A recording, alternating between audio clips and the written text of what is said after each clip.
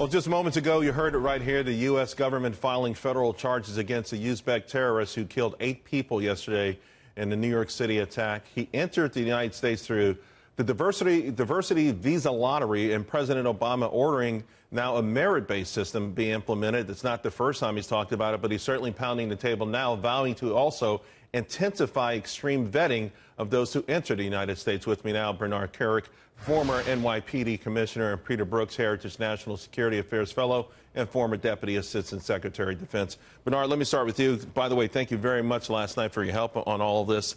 Just so that people understand, this diversity immigration program was passed back in 1990. It was Chuck Schumer's idea. Ironically enough, he was being pressured by the Irish folks in his district because not enough of them were being brought into this country. It's been abused. It's been widely abused. There have been many attempts to get rid of it, but some folks say the main obstacle is political correctness. What are your thoughts? I think it is political correctness. I think it's something that has to be looked at. I think it's, personally, I think there's 2 issues with the immigration that has to be addressed. One is the diversity lottery. It's a lottery to diversify America. Well, guess what? We're pretty diverse already. You know, I'd rather take people merit-based into the country. The other thing is the anchor baby program, where people come in from other countries, they have a child here, they can then leave. That kid could be gone for 20 years, come back, he's always a citizen. That's abused as well, major abuse. So I think there's 2 things that if the president wanted to address immigration, those are 2 things he could really look at. Peter, we hear tales of people who apply in different countries, gaming the system, trying to get in through this lottery.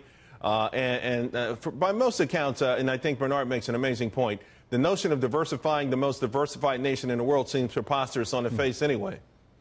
Well, look, people will try to come here. They will try to game the system. I'm for anything that will improve our national security, whether it's immigration. But I will point one thing out, Charles.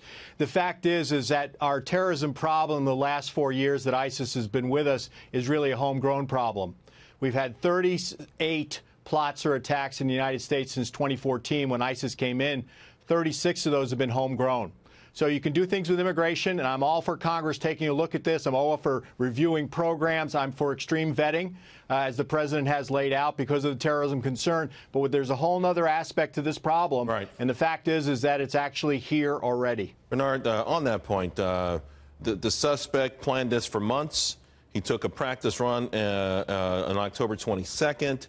He had notes. His cell phone was filled with thousands of images of ISIS doing crazy things and evil things like beheadings.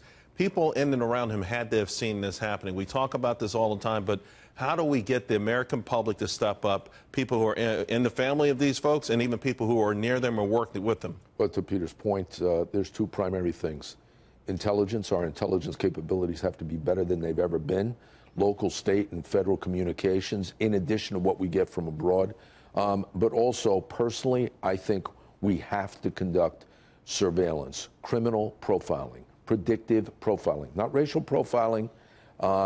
Don't get the 2 confused. You can't tell me that this guy didn't know 10 people that knew his ideology and what he was up to. I agree with you 1,000%. And by the way, the mosque he attends was also under surveillance until 2 years ago.